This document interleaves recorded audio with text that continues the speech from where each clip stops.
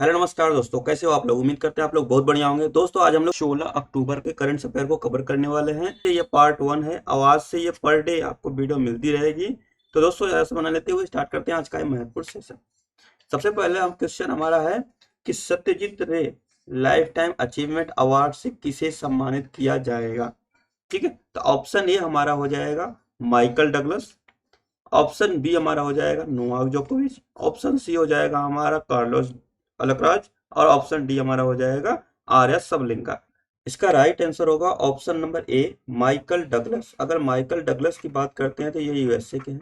ठीक है। अच्छा, ये क्या है, अभी ये अभिनेता है।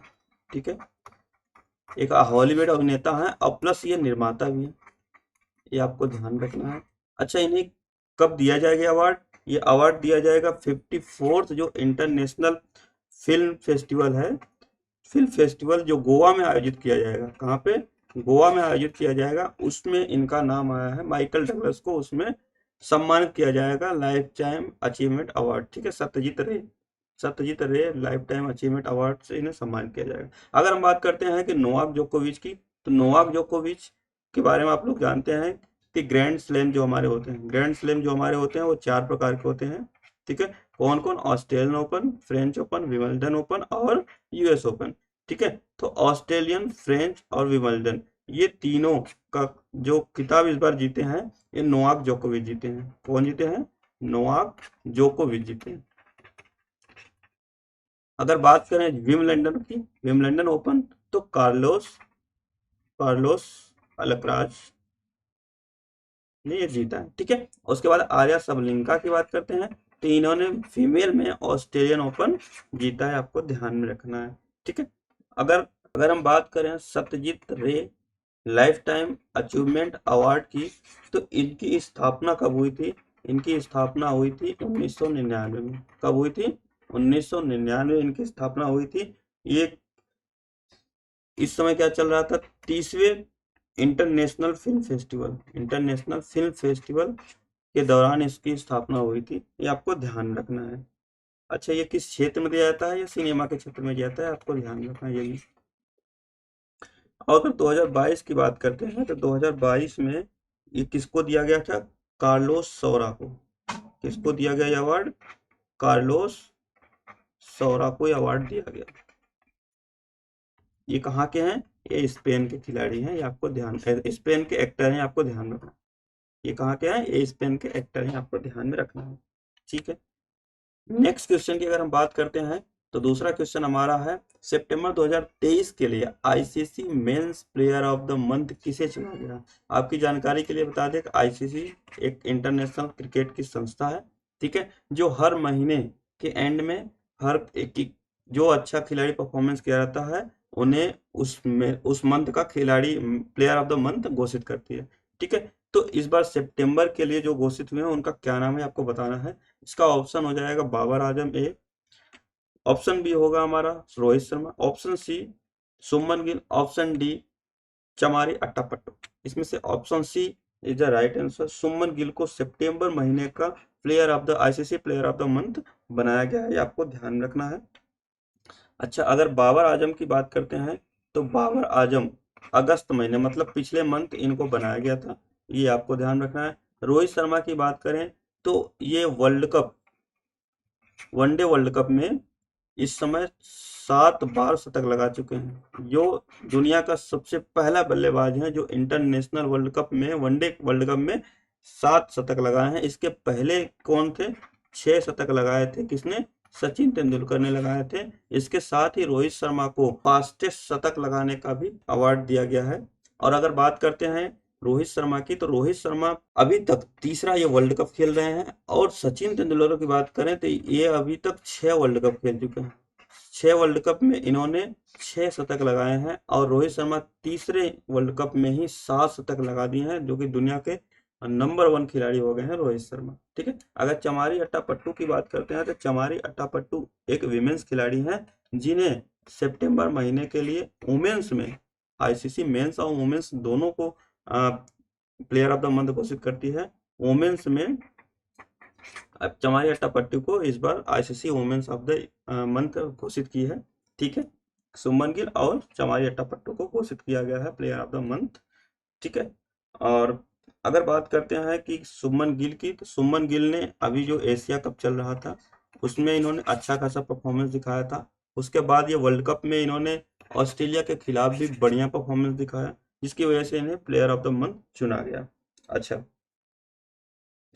अगर अगस्त में बाबर आजम को किया गया था मेंस में, ठीक है, तो वोमेंस में किसे किया गया, ये आप बताइए। वोमेंस में किसे किया गया? वोमेंस में किया गया अर्लेने, ठीक है, अर्लेने केली को। अर्लेने केली कहाँ की है? ये आयरलैंड की, आपको ध्यान रखना, ये आयरलैंड की खिलाड़ी है। ठीक है, नेक्स्ट चलते हैं। नेक्स्ट है साकिब अल हसन ने दूसरी बार यह पुरस्कार जीता है। अच्छा, सुमन गिल की बात करते हैं। सुमन गिल को पहली बार नहीं, ये दूसरी बार बनाया गया है। इसके पहले इन्हें जनवरी 2023 में इन्हें यह अवार्ड दिया गया है, मतलब इन्हें प्लेयर ऑफ द मंथ घोषित किया गया था। ठीक है, अगर साकिब अल हसन ने दूसरी बार यह पुरस्कार जीता है। सुमन गिल ने सितंबर में यह पुरस्कार जीता। क्रिस क्रिस वोक्स ने जुलाई में यह पुरस्कार जीता था। अगस्त में बाबर आजम, जुलाई में क्रिस वेक्स और हैरी टेक्टर ने मई में यह पुरस्कार जीता था। मतलब हमें मई भी पता चल गया। केली ने अगस्त में यह पुरस्कार जीता, अभी हमने आपको बताया। नेक्स्ट क्वेश्चन हमारा है लॉरियंस ब्रांड के ब्रांड एम्बेसडर किसे चुना गया है? तो इसका option number A Shahrukh Khan, option number B Hardik Pandya, option number C Annu Rani, option number D Neeraj Chopra. इसका सही आंसर हो जाएगा नीरज चोपड़ा।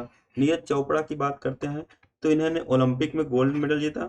ठीक है, ओलंपिक में इन्होंने गोल्ड मेडल जीता था। और सबसे बड़ी बात है, इन्हें एशियन गेम में, ठीक है, एशियन गेम में जो अभी कहाँ पे हुआ है, ये चीन में हुआ है।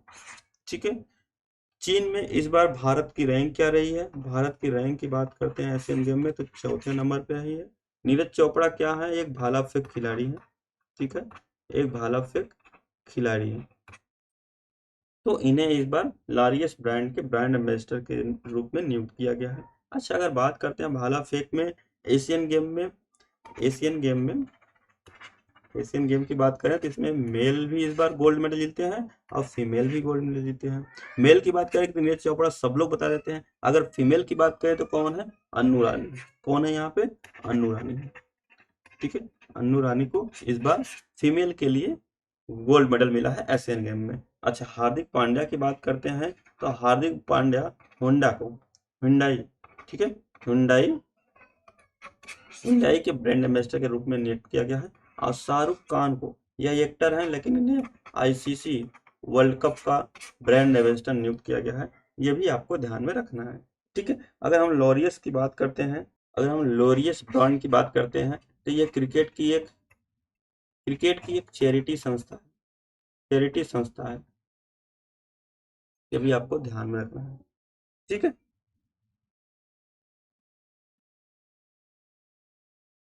और 2017 में बात करें तो इसके ब्रांड एम्बेसडर का युवराज सिंह भी ये इनके ब्रांड एम्बेसडर रह चुके हैं। ये आपको ध्यान रखना है। ठीक है, नेक्स्ट क्वेश्चन हमारा चौथा है, क्या है? World migratory day, world day कौन है? विश्व प्रवासी पक्षी दिवस। विश्व प्रवासी पक्षी दिवस कब मनाया जाता है? इसका ऑप्शन नंबर ए है 28 फरवरी, ऑप्शन नंबर बी है 14 अक्टूबर, ऑप्शन नंबर सी है 25 जनवरी, या ऑप्शन नंबर डी है 5 जून। तो इसका सही आंसर होगा हमारा 14 अक्टूबर। ऑप्शन नंबर बी इसका सही होगा। ये आपको ध्यान रखना है, विश्व प्रवासी पक्षी दिवस। ठीक है, अगर हम बात करते हैं 28 फरवरी की, तो क्या होता है? ये क्या होता है? वैज्ञानिक दिवस। ठीक है, वैज्ञानिक दिवस या फिर विज्ञान दिवस हम लोग बोल सकते हैं, साइंस डे बोलते हैं इसको। 25 जनवरी को बता देते हैं चुनाव दिवस।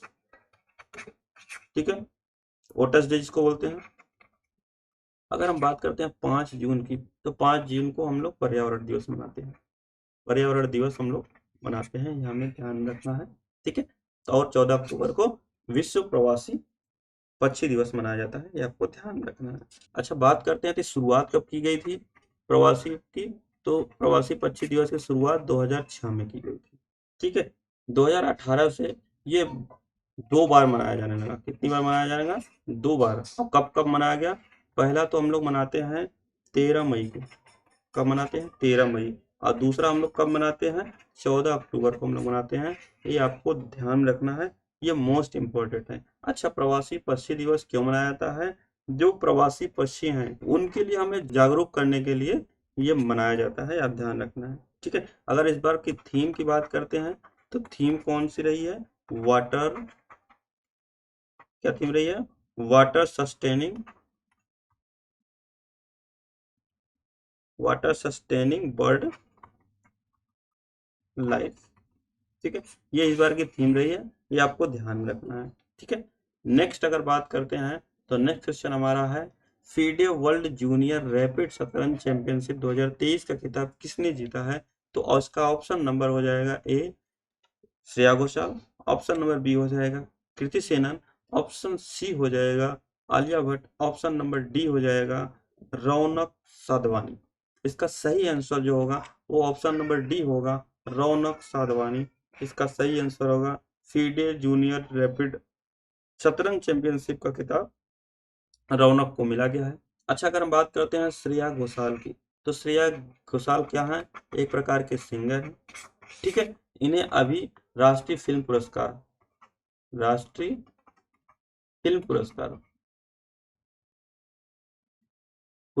से सम्मानित किया गया था, ये भी आपको ध्यान रखना है। अगर कीर्ति सेनन और आलिया भट्ट की बात करें तो ये एक्ट्रेस हैं। ठीक है, ये क्या है? एक्ट्रेस हैं। इन्हें भी राष्ट्रीय फिल्म पुरस्कार से सम्मानित किया गया है, इन दोनों एक्ट्रेस को। अगर एक्टर की बात करते हैं तो राष्ट्रीय फिल्म पुरस्कार में तो अल्लू अर्जुन को ये अवार्ड दिया गया, ये आपको ध्यान में रखना है। ठीक है, अच्छा, अगर हम बात करते हैं FIDE world junior rapid championship की, तो इसका जो आयोजन होता है विश्व शतरंज महासंघ, विश्व शतरंज महासंघ के द्वारा, महासंघ अंडर 20 साल से कम शतरंज टूर्नामेंट का इसका आयोजन होता है। इसकी शुरुआत कब हुई थी? इसकी शुरुआत की बात करते हैं, इसकी शुरुआत 1951 में हुई थी। ठीक है, इतना आपको ध्यान रखना है। नेक्स्ट है क्वेश्चन हमारा, किस देश ने यूरोप का पहला निजी रॉकेट म्यूरा वन आपको ध्यान रखना है, लॉन्च किया है? तो म्यूरा वन रॉकेट किस देश ने लॉन्च किया है? इसका ऑप्शन नंबर ए हो जाएगा स्पेन, ऑप्शन नंबर बी हो जाएगा यूएसए, ऑप्शन नंबर सी हो जाएगा इजराइल, ऑप्शन डी हो जाएगा कनाडा। इसका सही आंसर होगा ऑप्शन ए स्पेन, ये आपको ध्यान रखना है। ठीक है, अच्छा, अगर इसका और नाम की बात करते हैं तो इसका नाम है स्पेनिश एरोस्पेस कंपनी। क्या बोलते हैं इसको? स्पेनिश एरो स्पेस कंपनी, जिसको हम लोग क्या बोलते हैं? Payload aerospace company, PLD aerospace company भी बोलते हैं, आपको ध्यान रखना है। अच्छा, अगर बात करते हैं इसकी स्थापना की, तो इसकी स्थापना हुई थी, स्थापना कब हुई थी इसकी? इसकी स्थापना हुई थी 2011, कब हुई थी? 2011 में। और इसका मुख्यालय की बात करते हैं हम लोग, तो इसका मुख्यालय है कहाँ पे? ये स्पेन में। ठीक है, इसका मुख्यालय भी स्पेन में है। ये यूरोप का पहला निजी रॉकेट है, ये आपको ध्यान रखना है। जब पहला वर्ड जुड़ जाता है तो आपको ध्यान रखना, म्यूरा वन यूरोप का पहला निजी रॉकेट है। अच्छा, अगर हम लोग बात करते हैं यूएसए की, तो यूएसए की राजधानी क्या है? Washington DC, Washington DC. ठीक है, डोमेस्टिक ऑफ रिपब्लिक बोलते हैं। इजराइल की राजधानी हम लोग क्या जानते हैं? इजराइल की होती है जेरूसलम। क्या होती है? जेरूसलम। और कनाडा की जानते हैं ओटावा।